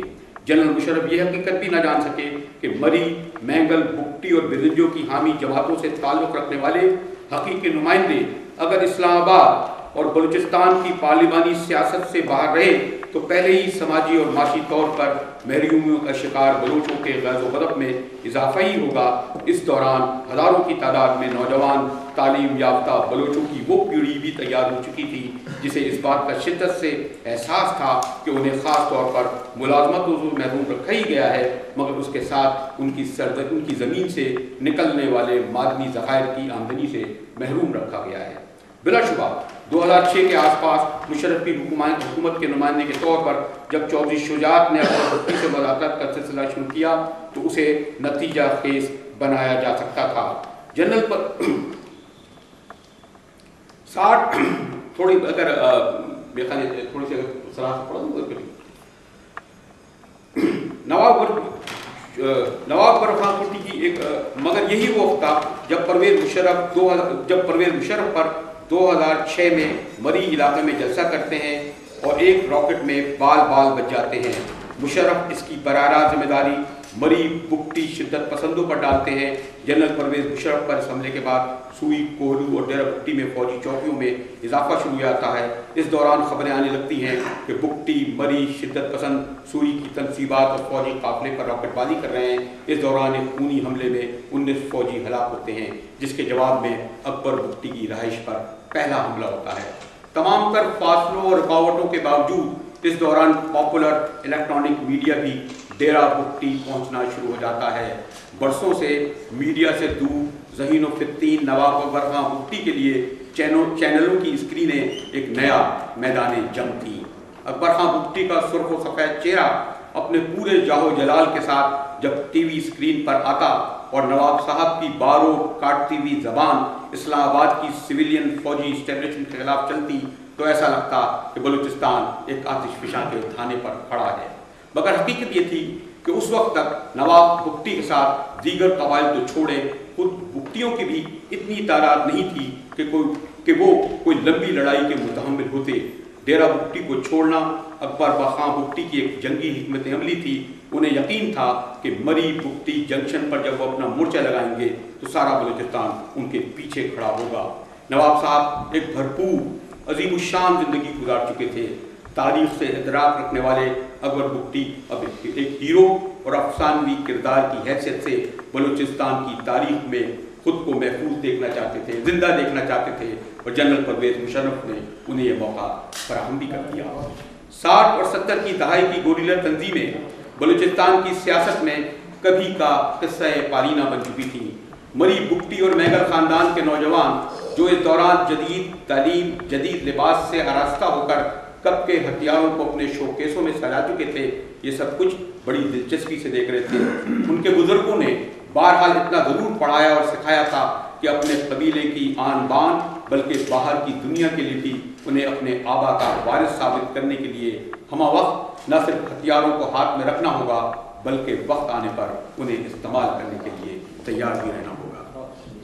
تمام تر محرومیوں اور ضابطیوں کے باوجود آئندہ 2 دہائی تک بلوچستان کوئی مسلح تحریک چلی نہیں تھی، کوئی ملیٹنٹ تنظیم بنی تھی۔ یہ اکبر خان بگٹی کی ڈرامائی شہادت ہی تھی جس کے بعد 1 نہیں 2 نہیں بلکہ کم از کم 4 عسکری تنظیمیں جدید اسلحہ سے لیس ہو کر اسلام آباد کی اسٹیبلشمنٹ کے خلاف آج مصروف جنگ ہیں۔ خیر بخش مری کے بیٹے ہربیار، بلوچ نواب بگٹی کے برآمدات، سردار عطا اللہ میگل کے بیٹے جاوید میگل کی قیادت میں لشکر بلوچستان اور ڈاکٹر اللہ بخش کی قیادت میں BLF مختلف متضاد منشور پروگرام اور ایجنڈے کے باوجود ایک نقطے پر متفق ہیں، اور وہ ہے مسلح جدوجہد کے ذریعے بلوچستان کے لیے لڑنا۔ اب یہ ایک الگ موضوع ہے کہ ان کی آواز پر بلوچستان کے عوام کی کتنی بڑی تعداد لبیک کہنے کے لیے تیار ہے۔ نواب اکبر بگٹی کی شخصیت کے بارے میں لکھتے ہوئے جب میں ان صدروں پر کے اختتام پر تھا تو مجھے خیال آیا کہ میں بلوچستان میں تمندار نواب اکبر خان بگٹی کے مخالفین کو نظر انداز کر بیٹھا، جو گزشتہ 3 دہائی سے نواب بگٹی کی سرداری کو چیلنج کرنے کے سبب ہزاروں کی تعداد میں بہرحال بے گھر بھی ہوئے، یہ سارا، اور پھر دشمن کا دوست ہو کر اسلام آباد کی اسٹیبلشمنٹ کے لیے بڑی حد تک استعمال بھی ہوئے۔ یہ سارا موضوع بہت ہی گنجلک اور الجھا ہوا ہے۔ بلوچستان کی اندرونی سیاست میں بہت گہرائی میں جانے کے بعد بھی یہ بہت مشکل ہے کہ بلوچ قبائل کے درمیان باہمی لڑائیوں کے اسباب کی اصل حقیقت سامنے لائی جائے۔ یہ گھمبیر اور گنجلک مسئلہ کئی وجوہ کے سبب ہمارے میڈیا سے پوشیدہ رہا۔ ایک عام تاثر یہی ہے کہ اکبر خان بگٹی ہمیشہ اپنے علاقے کے لیے انڈسپیوٹڈ سردار و مالک رہے۔ بعد کے برسوں میں نواب اکبر خان بگٹی سوٹیڈ بوٹیڈ کراچی اور لاہور اسلام آباد میں اپنے لاؤ لشکر، اپنی جلال و جمال سے لبریز شخصیت کی جب جھلکیاں دکھاتے تو یہ مقامی میڈیا میں تو خبر بنتی ہی تھی، مگر نواب صاحب بلوچستان میں دلچسپی رکھنے والے غیر ملکی میڈیا کے لیے بھی ایک دلچسپ موضوع ہوا کرتے تھے۔ اس کا ثبوت سلور اے میتھسون کی کتاب ٹائیگر آف بلوچستان ہے، جس میں وہ اکبر خان کے 12 سال کی عمر میں اپنے ہاتھ سے اپنے مخالف کو بندوق کی نال سے اڑا جانے واقعے کو بڑا گمان انگیز قرار دیتی ہیں۔ مجھے اعتراف کرنے دیجیے کہ نواب صاحب کی متنازع مگر دلاویز شخصیت کو اتنی آسانی سے نہیں بھلایا جا سکتا۔ अब मैं आखिर में आगे आता हूँ। यहाँ तक पहुँचकर मैं 2006 में जाना चाहता हूँ, जब सूई के एतराफ़ में पैरामिलिट्री फोर्सेस और अकबर खां बुगटी के हामियों के दरमियान छोटी बड़ी झड़पों का आगाज़ होता है, जो बिलबतरीज एक बड़ी लड़ाई का पेशेमा बनता है। मुझे याद है कि साल 2006 का अप्रैल या मई का महीना था।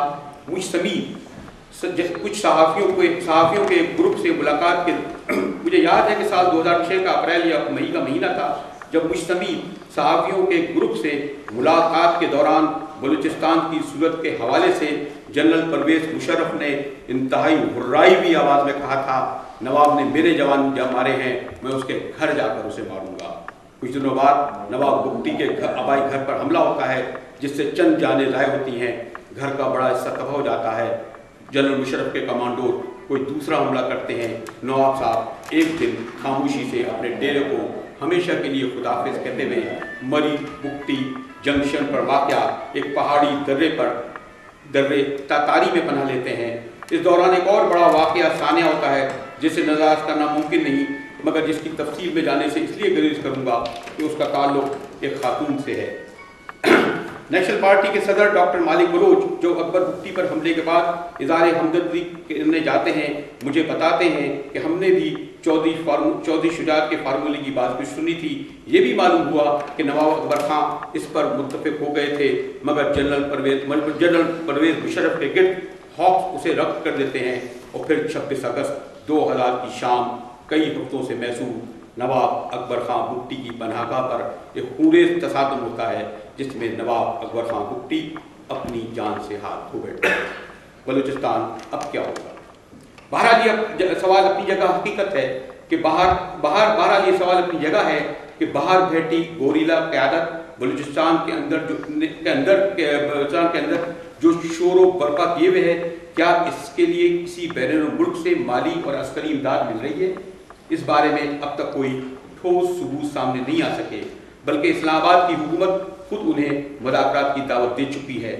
ये एक तल्ख तारीखी हकीकत है कि दुनिया के बेशतर मुल्कों में चलने वाली अलहदगी और आज़ादी की तहरीकों को उस मुल्क के रवायती दुश्मनों की कभी खुली और कभी पोशीदा हिमायत हासिल होती है। सन 48 से सन 78 तक बलूच पख्तून कौम परस्तों का जो काबुल से दावे दरमे सुखने सपोर्ट मिलती रही, वो कोई सरबस्ता राज नहीं। दिल्ली और मॉस्को बरारास्त तो कतन नहीं, बहरहाल बिलवासा तौर पर इसमें हिस्सा जरूर डालते रहे। सवाल ये है कि बलूचिस्तान से ताल्लुक़ रखने वाली मुसल्लह तंजीमें क्या महज सोशल मीडिया से बलूचिस्तान में बाग़ियाना कार्रवाइयों में मसरूफ़ हैं? बहरहाल ये सवाल भी अपनी जगह उठाया जाएगा कि उनके पास इतने वसाइल कहाँ से आए, जिसमें वो पाकिस्तानी रियासत को कहाँ से आएंगे, वो पाकिस्तानी रियासत को हथियारों की ज़बान में चैलेंज करेंगे। जहाँ तक पड़ोसी मुल्क इंडिया का ताल्लुक़ है, तो वो ना चाहते हुए भी कोई ऐसा मौका हाथ से नहीं जाने देगा जिससे पाकिस्तान से किसी भी हिस्से में कश्मीर की तरह ब्लीडिंग होती रहे। रहा दूसरा पड़ोसी मुल्क ईरान, तो उसके लिए हमेशा स्ट्रेटेजिक बलूचिस्तान बड़ा अहम रहा है। 70 की दहाई में जो कुछ हुआ, इसमें ईरान की बराह रास्त मुताबिलत के खुले सबूत मिलते हैं।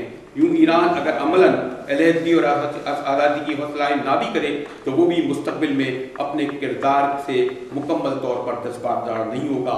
इसका बॉर्डर बलूचिस्तान से मिलता है, जिसके मशरक़ में ईरानी बलोचों की एक बड़ी तादाद तेहरान को परेशान रखती है। जहाँ तक काबुल का ताल्लुक़ है, वो इस सारे मामले में अब भी खुद को एक बड़ा फरीक समझता है। मगरब ख़ासतौर पर अमेरिका के लिए यकीनन बलूचिस्तान आज भी बड़ी अहमियत का हामिल है। सोवियत यूनियन की रुखसती के बाद अमेरिका बहादुर इस खत्ते में सबसे बड़ी कुव्वत चीन को यकीनन कदम नहीं जमाने देगा। बलूचिस्तान के मुस्तकबिल के हवाले से अगर इस्लामाबाद में बैठे हुक्मरान इस गलत फहमी में मुब्तला है कि बाहर बैठी बलोच मिलिटेंसी या खुद अंदरून मुल्क लड़ने वाले इस तमाम बैनुल-अक़वामी स्ट्रेटेजिक सूरत हाल से बेखबर हैं, तो ये उनकी भूल और नादानी समझी जाएगी। और आखिर में मैं अपनी एक बड़ी शायरा जिन्होंने बलूचिस्तान के बारे में लिखा, जो मेरी किताब में नज़म शामिल है, ये हमारा लहू बह रहा है। पत्थरों पे दमकता अकेला लहू, झिलमिलाता लहू बह रहा है। मेरे बेटे यहाँ दीदावर कौन है, जो नज़ारा करे दामने कोह में, कैसे चमके हैं याकूत व मरजान। हम वतन तो कोई सुनने वाला नहीं, पत्थरों ने सुनी कर की सिसकियाँ, आखिरी हिचकियाँ। जिस्म पर पैरहन पारा पारा, गोलियों से बदन पारा पारा, बेसहारा लहू बह रहा है, खून बेदार है, जल्द सोता नहीं, सीने संग में जल्द होता नहीं, तादा तादा लहू बह रहा है, हौसला किसमें था, किसमें है हौसला, वक्त लिखता है तारीख का फैसला, दामने को में हम न जाने मगर, हम न माने मगर, ये हमारा लहू।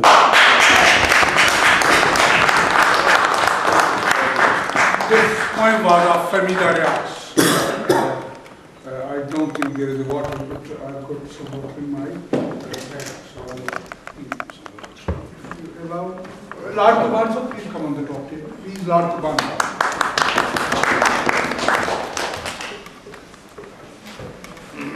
Can I now invite, I've got many people who want to say something, and Lord Kuban and Lord Saab are going to conclude. But can I first invite Habib Jan? I know Manullah Khan sir, when you are there, you will be invited to say something. Habib Jan, there is an article regarding New Balochistan. So Habib Jan. Auzu billahi minash shaitanir rajim, bismillahir rahmanir rahim. मैं आज Lord नज़ीर अहमद साहब को, मुजाहिद बरेलवी साहब को, लाशरी साहब को यकीनन दिल की गहराइयों से मुबारकबाद पेश करूँगा कि हमारी ख्वाहिश थी कि इंग्लैंड में बलूचिस्तान पर एक डिबेट हो और आज आगाज़ हो गया है। और मैं समझता हूँ कि ये 2 या 2.5 घंटे बड़े मुख्तसर होते हैं। लाशरी साहब और लॉर्ड नज़ीर अहमद साहब और लॉर्ड रुहान साहब you as well कि you have to organize a 2 days at least a conference जो अर्ली मॉर्निंग 10 से कम 5 बजे चले ताकि इस पर सैर हासिल गुफ्तगू हो सके। जब इकबाल कहते हैं कि जिस खेत से मैसर ना हो तहखान को रोज़ी, उस खेत के खुशे गंदुम को जला दो। और जब जालिब कहते हैं कि मैं इस दस्तूर को नहीं मानता कि पंजाब की इस्टेब्लिशमेंट या हमारी ब्यूरोक्रेसी उस जालिब साहब को या उस दौर के अंग्रेज़ अल्लामा इकबाल को शहीद या कत्ल नहीं करते, लेकिन जब सबा दस्तयारी अपने हकूक़ की बात करता है तो हमारी इस्टेब्लिशमेंट उसका दिन दहाड़े कत्ल कर देती है। मोहतरमा बेनज़ीर भुट्टो कहती हैं कि लाहौर का वज़ीर आज़म और लाड़काना की वज़ीर आज़म, अंग्रेज़ों को ये आज़ादी 400 साल के बाद मिली है। मैं समझता हूँ कि हम अभी अर्ली एज में हैं, लेकिन अर्ली एज के साथ साथ हमारे साथ जो सोशल मीडिया का सपोर्ट है तो हम सोचते हैं हमारी एज डबल और ट्रिपल हो जाती है। अब हमारे हुक्मरानों को, चाहे हुक्मरान हमारा बलोच हो, चाहे पंजाब से हो, चाहे सिंध से हो, चाहे पख्तूनख्वा से हो, उसके रवैयों में तब्दीली का लाना बेहद ज़रूरी है। ये बदकिस्मती रही हमारी कि आधा अरसा हम आमरीत के छतरी में रहे और आधा अरसा हम 100 का जमहूरियत की आमरीत में रहे। कुछ दौर था शहीद भुट्टो का या शहीद बेनज़ीर भुट्टो का, मैं आज के दौर को भी आमरीत का दौर कहूँगा। आगाज़ हकूक़ बलूचिस्तान की बात जब हो तो डिलीवर कुछ नहीं हुआ। रहमान मलिक से कादरी साहब ने कहा कि रहमान मलिक है किस चिड़िया और किस खेत का नाम जो पूरी जिंदगी ब्यूरोक्रेसी में रहा और वो बलूचिस्तान के मसले हल नहीं कर सके। मैं यहाँ पर मुजाहिद बरेलवी साहब को यकीनन इस बात की अप्रिशिएट करूँगा कि 1984 में लिखी जाने वाली किताब हम उसको फिर रिकॉल कर रहे हैं 2012 में। तो तय ये हुआ कि 47 में भी मामला वहीं खड़े थे, 84 में भी हम वहीं खड़े थे और आज 2012 में भी हम वहीं खड़े।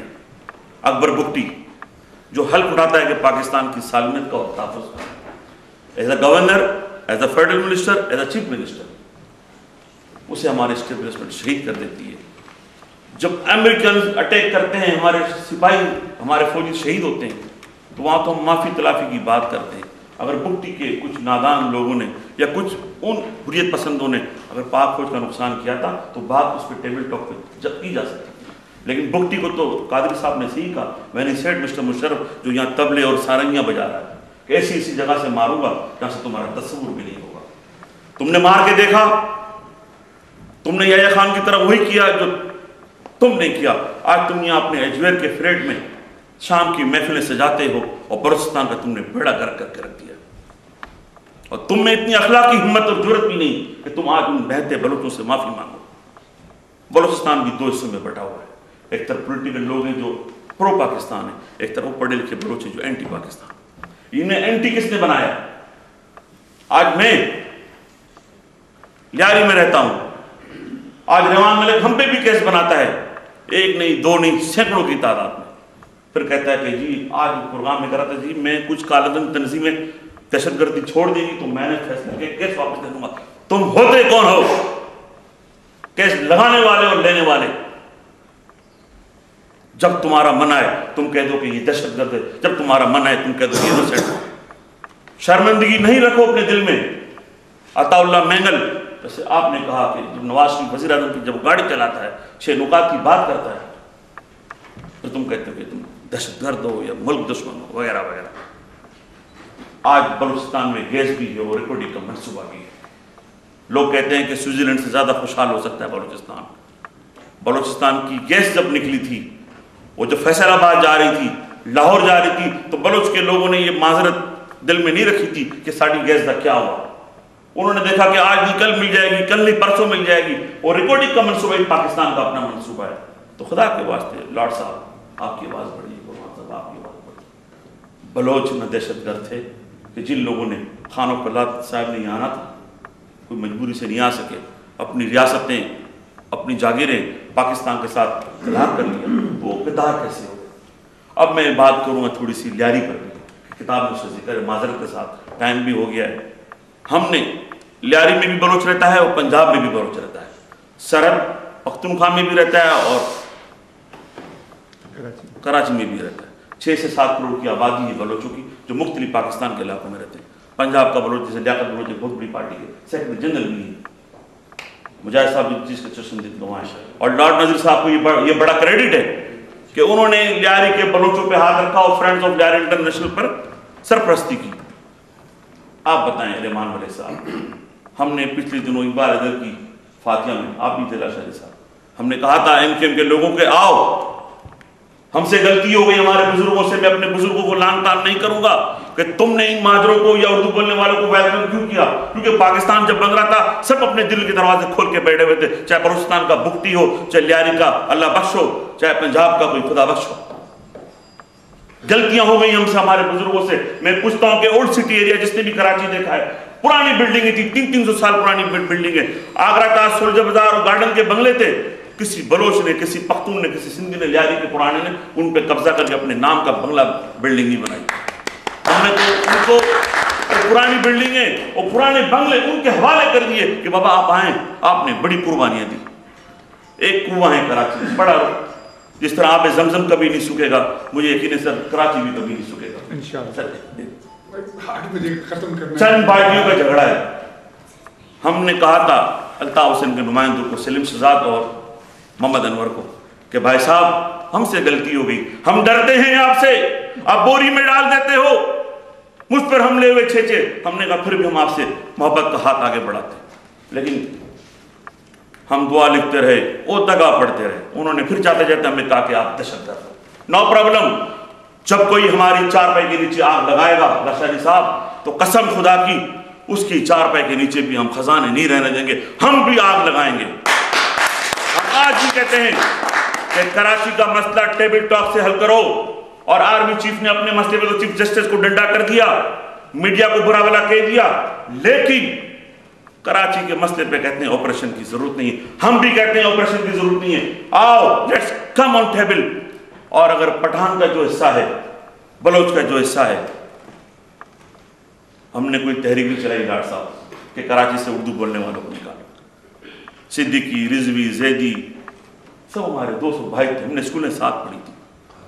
अमीर अदर काज़मी यहाँ बैठे हुए जब वो सदर थे, उन्होंने कभी ये तहरीक नहीं चलाई कि बलोचों को कहा हो भाई बोलो अल्ताफ उसे नहीं चाहिए। उन्होंने भी वही मोहब्बत की बात की थी। एक बार इधर भी थे, वही मोहब्बत की बात करते थे। काज़मी साहब से मैंने सीखा, अब मेरे मारने के लिए तुम नकद पैसे देते हो, रहमान बलोच को मारते हो, सरदार उजर जान को मारने का प्लान करते हो, सर इस तरह पाकिस्तान कैसे बचेगा।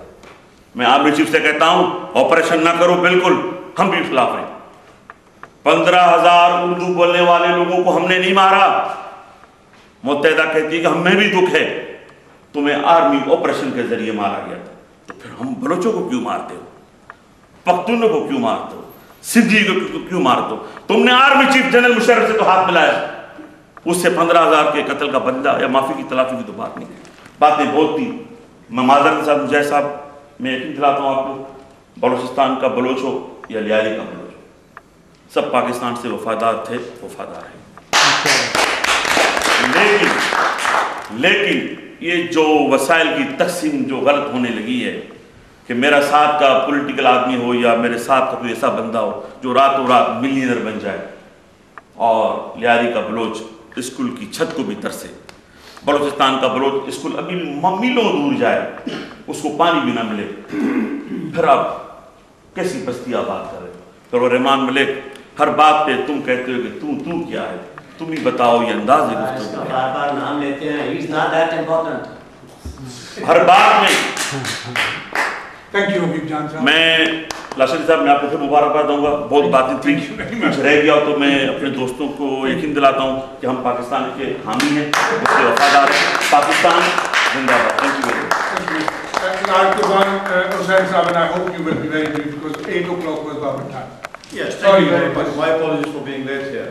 And the other unfortunate thing is that Lord Nazir Ahmed and myself, we are usually held at ransom towards the end, and we are never being given more than 1 or 2 minutes to express our feelings about these meetings, which certainly we hold very dear. We welcome you all here, but we all say, please stick to times. This country runs on time, and Pakistani meetings always overrun. They're always, Pakistani politicians are known for making lengthy speeches. Yes. You can reduce your speeches to a smaller extent in future. Otherwise, I'm having to tell you, many of the British politicians will not come to your meetings. If you continue behaving the way you are, with full respect, I'm not, disrespecting anybody. With full respect, I'm saying not only about this meeting.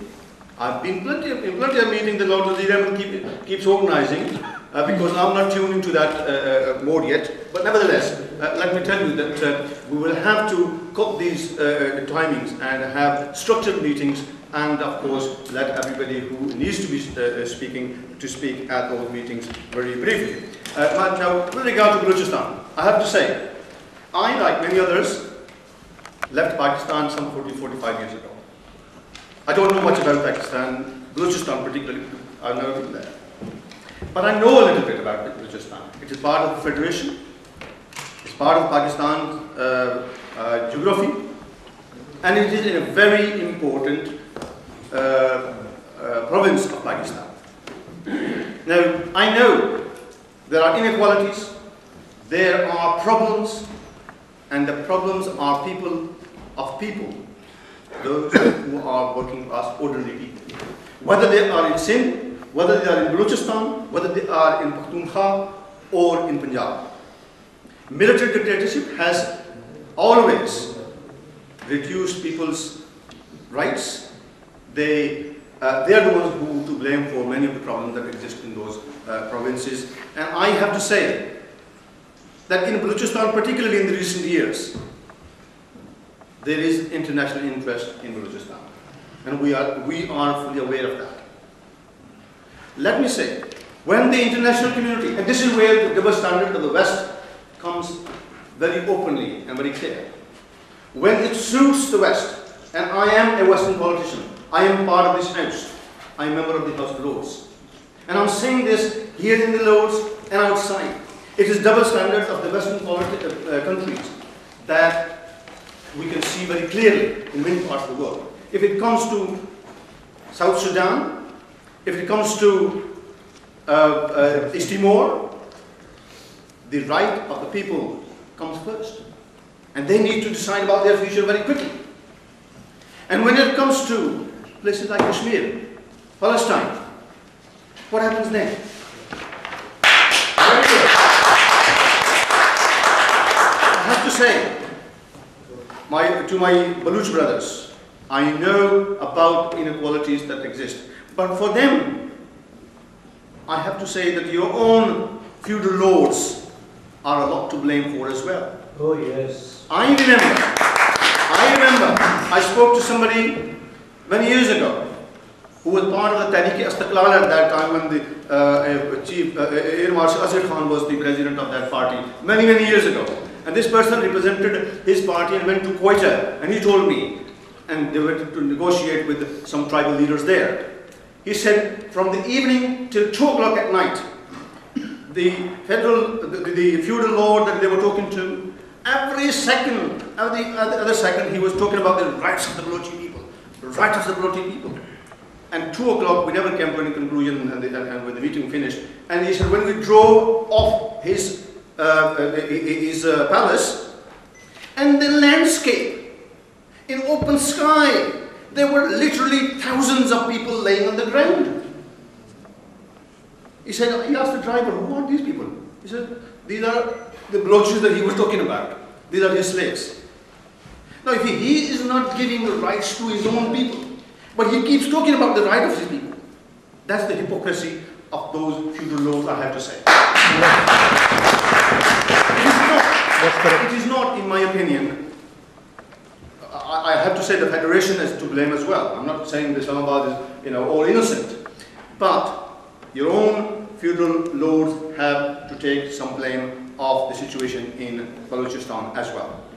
And I think the time is right. People need to be talking. I agree with you that people need to be talking, but at the same time, let us not forget that the foreign hand would like to see Pakistan disintegrated sooner than later. Oh yes. And Pakistani nation must not forget that. With that, thank you very much. I will not be able to go home until I allow Amanullah Khan to say that. I know. He can't say Most respected Lord Nazir and Chairman of the Solidarity, Mr. Lashari, I just want to give a solution. There are lords. Lording over Balochistan must end. But how to end it? How to end it? The multinationals are all out to take over the most precious parts of Pakistan. And Balochistan is the Taj Mahal, is the jewel. So before it is too late, under Article 3 of Pakistan's constitution, nationalize all the wealth of Balochistan, hand it over to the poorest people of that country. And don't you forget that military dictatorship, I'm from Balochistan.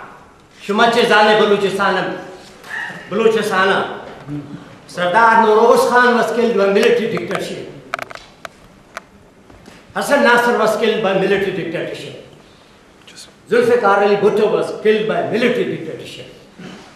Benazir was killed by military dictatorship plus America. The thing is this, hand over the wealth of Balochistan to the Balochistan people before it is late, within a fortnight. Mr. Zardari, you think you can bring a change or make a difference with people like Rahman? They're nothing, they're nobodies. Don't take his name. I'll take. I'm not afraid of anybody. I'm the one of the founding father of Pakistan People's Party.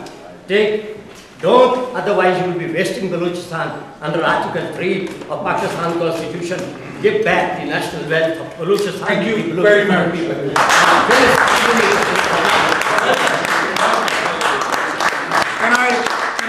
I know there were at least 20 people who wanted to speak and wanted to, but it is already 10 minutes late, and as Lord Kurban has said, if we don't conclude meetings on time, and in Third World Solidarity, we always conclude earlier, and usually I book the rooms longer than 2 hours.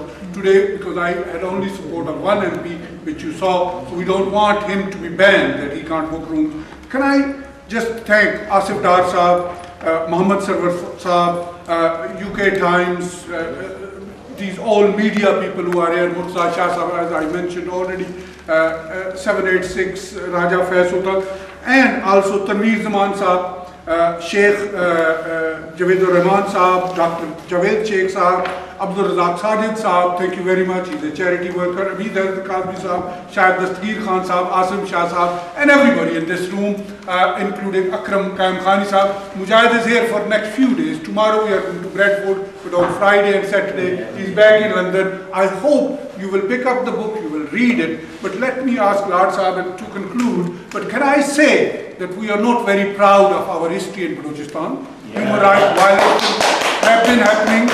We know that our army action has been happening, and we don't see that there is a privilege and you can solve the issue. There is a clause issue as well, Lord Qurban Sahib and many of speakers have alluded to. But I think the issue can be resolved with dialogue. We have seen it in Ireland and many other parts of the world. It can be resolved through the ballot paper, not through the bullet, because by bullet you kill and the goalie doesn't see who is on the other side. It kills. It only kills innocent people, whether it is drone attacks, whether it is a bullet by a Balochi leader or a Punjabi leader or army or anybody, the bullet kills. So let's get away from bullets and dialogue. Another important thing is coming with Professor Sahib Qadri Sahib has said, the election in 2013 is very important. Let's have the real democracy in Pakistan, including Balochistan, and if people elect their own representative. Ikram Khan Sahib, I forgot your name, and also my other friends. I don't want to say more, but can I invite the chairman and Lord Ahmed to conclude now? Sir, I'm very grateful to you, Amanullah Khan Sahib. First of all, let me just say thank you to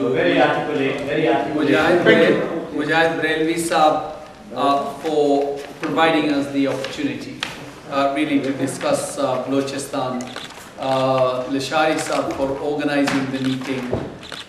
You've heard so many different speakers and so many different views. And if we had asked a couple of million people in relation to how we resolve the issue of Balochistan, we would have had at least 1 million different views.